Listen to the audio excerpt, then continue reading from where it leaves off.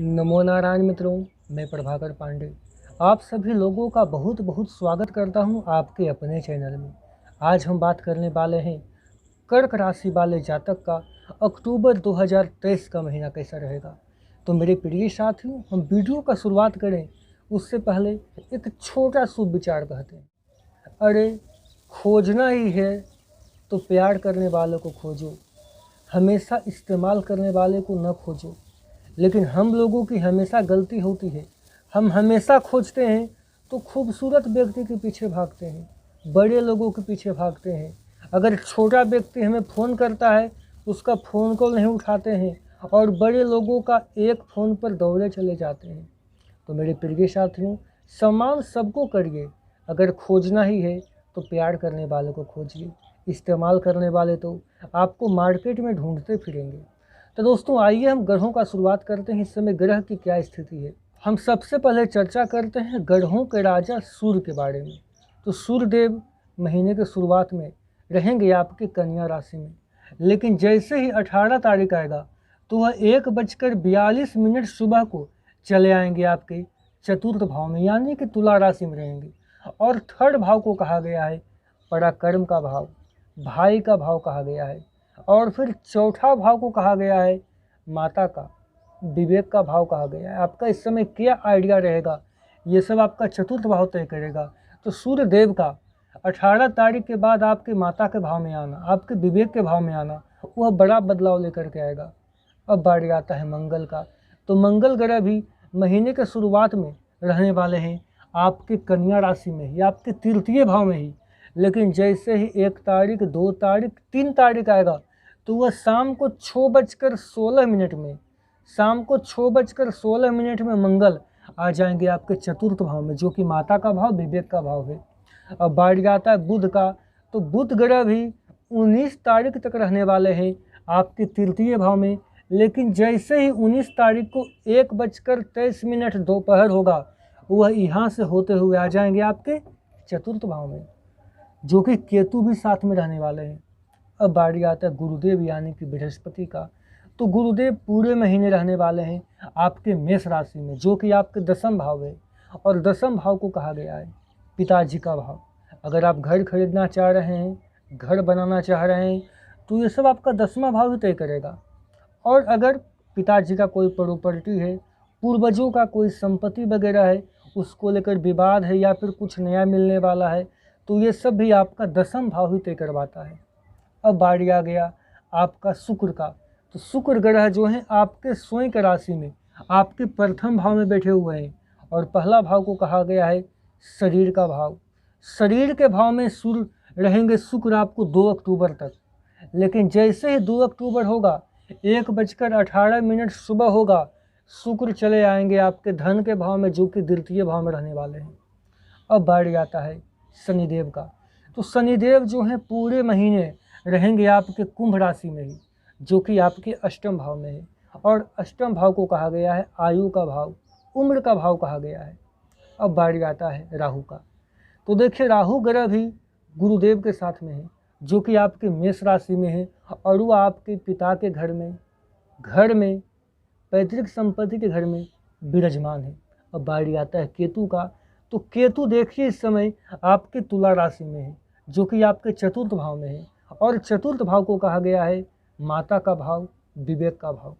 मेरे प्रिय साथियों, ये था ग्रहों का स्थिति। हम सभी ग्रह का, सूर्य का, मंगल का, बुध का, गुरु का, शुक्र का, शनि का, राहु का, केतु का अध्ययन करते हुए आपको बताएंगे ये पूरे महीने आपका हेल्थ कैसा होगा, लव लाइफ, पारिवारिक संबंध कैसा होगा, धन का लाभ होगा, धन की हानि होगी, आपका करियर कैसा रहेगा।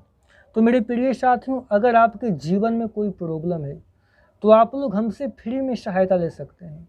हम आप लोगों को बिल्कुल फ्री में सहायता करेंगे। ये मेरा व्हाट्सएप नंबर देख रहे हैं 9122960129। लेकिन आप लोगों से मैं रिक्वेस्ट करता हूँ, प्लीज़ आप लोग हमसे संपर्क व्हाट्सएप पर ही करने का प्रयास करें। अगर आप कॉल करेंगे ज़्यादा तो हम वीडियो बना रहे हैं, वो वीडियो नहीं बना पाएंगे और मैं आप लोगों से बातें करते रहूँगा। अतः आप लोग अगर हमें व्हाट्सएप पर मैसेज करेंगे तो मैं समय निकाल करके आपका समस्या का समाधान कर दूंगा और आपको मैं बिल्कुल फ्री में सहायता करूंगा। तो आप घबराइए नहीं, मेरे व्हाट्सएप पे संपर्क करिए। तो दोस्तों आइए सबसे पहले जान लेते हैं कर्क राशि वाले जातक ये पूरे महीने आपका स्वास्थ्य कैसा रहने वाला है। कर्क राशि वाले जातक देखिए, यह जो समय है थोड़ा सा लापरवाही को इग्नोर करने का है और अपने काम काज पर ध्यान देने का है, क्योंकि अगर आप लापरवाही को लेकर के ज़्यादा डरे रहेंगे तो शायद आप दूसरा काम काज नहीं कर पाओगे। हम ये नहीं कह रहे हैं कि आप जानबूझकर गलती करिए, लेकिन जो आपने गलती कर दिया है उससे थोड़ा सा इग्नोर करिए। अब देखिए आपको आगे क्या करना है। यह बेहतर समय है जब आपको कुछ हिम्मत वाला कदम उठाना चाहिए, क्योंकि 18 तारीख को ग्रहों का राजा सूर्य जो हैं कन्या राशि से निकल करके आपके तुला राशि में प्रवेश कर जाएंगे, जिस कारण से आपको निर्णयात्मक कदम उठाना चाहिए। जीवन के इस समय आपको किसी व्यक्ति से सहायता भी मिल सकता है। 19 तारीख को बुध ग्रह अपना स्थान बदल रहे हैं, जिस कारण से विभिन्न ताकत आपको अपनी ओर खींचेगी। अगर आपके पास ज़्यादा भागदौड़ करने का मौका आता है तो आप थोड़ा संभल जाइए, अपने हिम्मत के हिसाब से आगे बढ़ें। जो आपकी क्षमता है आप वही कामकाज करिए। अब आइए बात करेंगे लव लाइफ और पारिवारिक संबंध कैसा रहेगा। यह समय प्यार और रोमांटिक जीवन को लेकर गंभीर होने के लिए बिल्कुल बेहतर माहौल दिखाई दे रहा है। आपको यह महसूस हो जाएगा कि अब आपको केवल फ्लर्ट करने में कोई रुचि नहीं रह गया है। इसके बजाय आप कोई परिपक्व सोच वाला गंभीर पार्टनर का तलाश करेंगे। आप अपने भविष्य पर इन संबंधों के पड़ने वाले प्रभाव के बारे में भी सोचने का शुरुआत करेंगे तथा आप कोई कदम भी उठा पाइएगा। दोस्तों अगर आपने अभी तक मेरे वीडियो को लाइक नहीं किया है तो आप लोग हमें लाइक कर दीजिए और आप लोग हमें सब्सक्राइब करके बेल आइकन का बटन दबा दें।